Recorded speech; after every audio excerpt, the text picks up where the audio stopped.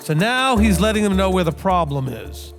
There's a challenge with our knowledge of letters, our knowledge of Scripture, our knowledge of the Word, in where we're seeking esteem from. Are we seeking the esteem of men, or are we seeking the esteem of the Creator? Are we doing things to our own glory and honor, or to His glory and honor? And that's a very, very important piece of this. While there is a spiritual realm, there's also this understanding that when they didn't understand, what they didn't understand in terms of mental health problems, they would call demons. Okay? So he's saying, this person is crazy is what they're saying. That's their phrase for crazy.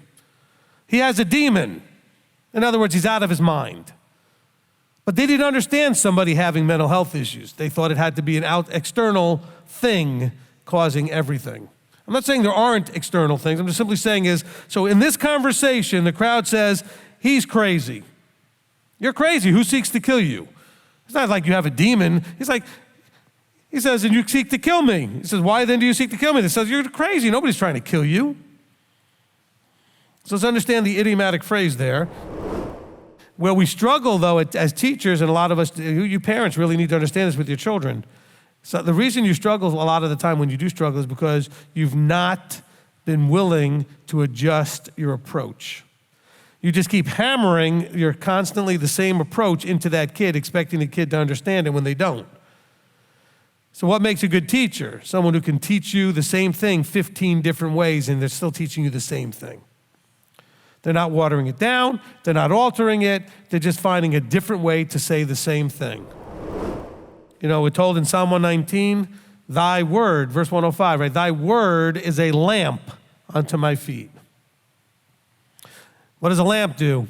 Shines only a few feet. Okay? And back there, they were talking about like an oil lamp. They weren't talking about like giant halogen bulb things that light up a whole, miles or whatever it does. Okay, we're talking about a lamp. You can only see so far, but that's all you really need to see is so far.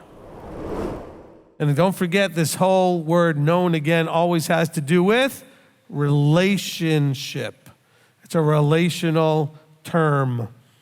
He said, in answer, where is your father? Yeshua said, you don't have a relationship with me, nor with my Father. Because if you had one with me, you would have one also with the Father. Because the whole point of a relationship with the Son is to have a relationship with the Father. Now, many of you have heard verse 32 a million times or less, 1,000 times or whatever, hundreds of times. But how many times was it connected to discipleship? Ever? Okay, you shall know the truth. You shall have a relationship with the truth. How? Because if you stay in my word and you are truly my taught one, you now have the appropriate relationship. And in that relationship, you are set free. But it only comes out of that relationship. He's not talking about lineage by birth. He's talking about lineage by discipleship. If you are my disciple, you would do the things I taught you to do. That's discipleship. He's saying, earlier on he said about discipleship in the Talmudim, he said, look, if my word stays in you, then you are truly my taught ones. In other words, if you do the doing that I have taught you to do, people will know that you're my student. You would do it the way I do it. You would understand it the way I understand it. That's what he's telling them. By not of Elohim, this is not the Christianized, see, he rejected them. No, it's their choice of submission. If you were submitted to Elohim, you would hear the words of Elohim, but that you don't hear because you are not submitted to Elohim. You are on your own throne. You're submitted to some other authority. Either you or some other thing has been sitting on that throne.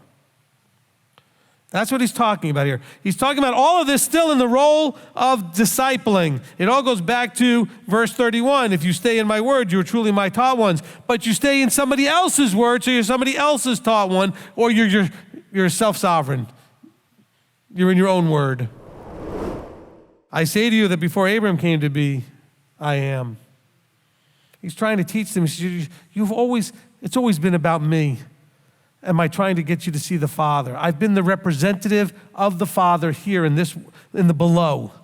All interaction with the below has been by the Son representing the Father.